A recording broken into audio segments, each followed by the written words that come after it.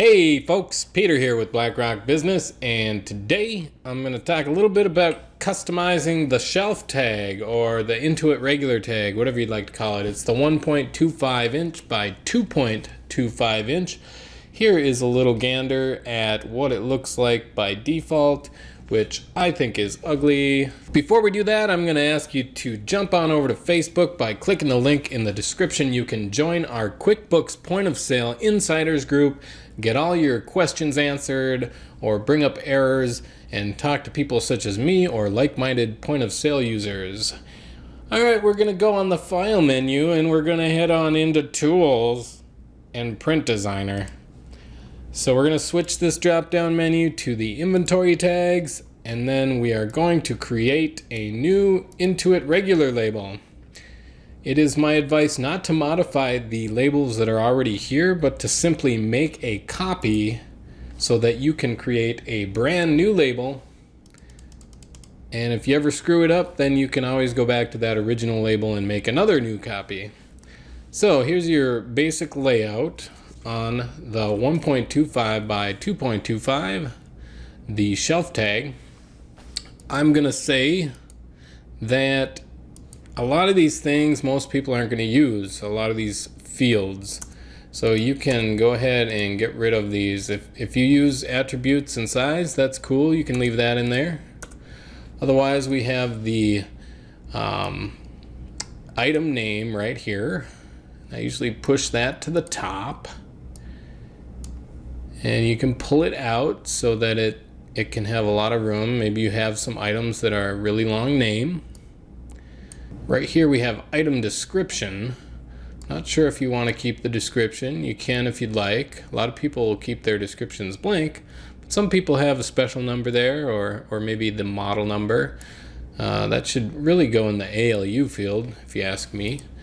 If you'd like to, on customizing this tag, you can add any column you want by going to the add area here, and you can do data field, and any of these fields that normally are part of your item you can actually add to your tag. Like I was talking about the alternate lookup, which would be,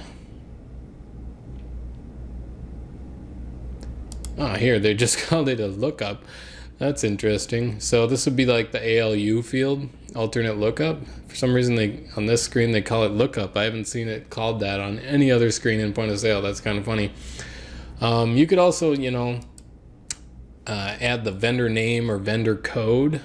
Some people would want to put the vendor code in here so that they can easily and quickly see where they need to reorder this from. Maybe it's the last one, or maybe the shelf is looking bare. So you can certainly do that. Come on. You can have the MSRP field on here. Watch our other video if you'd like to learn about putting in the MSRP, or maybe crossing it out so it looks like you would you're giving them a much better price. So I'm going to get rid of that. Really, in my tags and in my experience, what I like to do is just really highlight the price. I find I have a lot of store owners who are like, the price is so small on the tag, how do we fix this? And so like the first thing I do is come in here, double click on the price.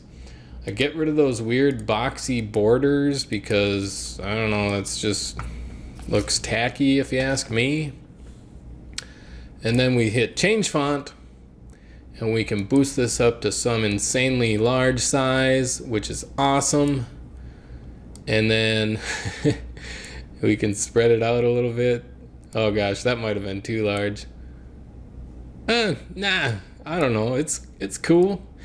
If you have any items that head into 3 digits though, that's gonna be a problem.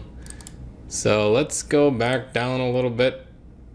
22, maybe. Yeah, that might work. If you try this out with something that costs over $100 or $300 or something like that, and it scrunches it too much, come in here and make the font smaller, obviously. So there's that. If you double click on the barcode, it's going to come up and tell you that the barcode type is 30F9, which is the standard format, but I've almost had, I think, better luck with just using 20F5IL, which is a more compact format, which is ideal for small tags. And just all together, it's just easier for your barcode reader to read that other format. So I might recommend that you actually stretch out your barcode. It's gonna make it easier for your gun to read it. Maybe we wanna move these down actually, and let's add a static field. And by static field, I mean, it looks like we can spread those out even more. By static field, I mean something that just never changes. And here is why you might want to do that. Maybe you want your store name in there. So maybe you want the Super Boutique. And maybe you want some sort of just styling font that makes it, or maybe you have a font that your store normally uses and you just want to use that on every single tag so that people know where they got their stuff from. I don't know, I'm just looking for some cool font here. This is what Peter's Styling Boutique uses. Oh my goodness, super boutique. I'm gonna center that up, and actually I want the font to be like 12 maybe. Oh yeah, oh that's so great. 14. We're just gonna try and make it be the full width there. 18 might be too much. Nope, yep, too much. Spread it all out. Well, it almost fits, oh, but not quite. All right, we're gonna be stuck with 16 here. All right, sorry that took so long, but we got the Super Boutique that sells baseball shirts. And I think I'm done. That's pretty much how I wanted. I just wanted to supersize this price, make the barcode better, make my store name on there, and it's gonna ask if we want to save our changes and if we want it to be the default. I'm gonna say yes, and I'm gonna want this to be Peter's Super Boutique tag, and there you go. Close. Now I'm gonna print a few out because we got some of these wonderful products. Print the tags. Super Boutique is our template. We got the ZD10. I'm gonna just do one of each. Multiple units of measure. That's fine. Yes, continue. All right. Now we can see.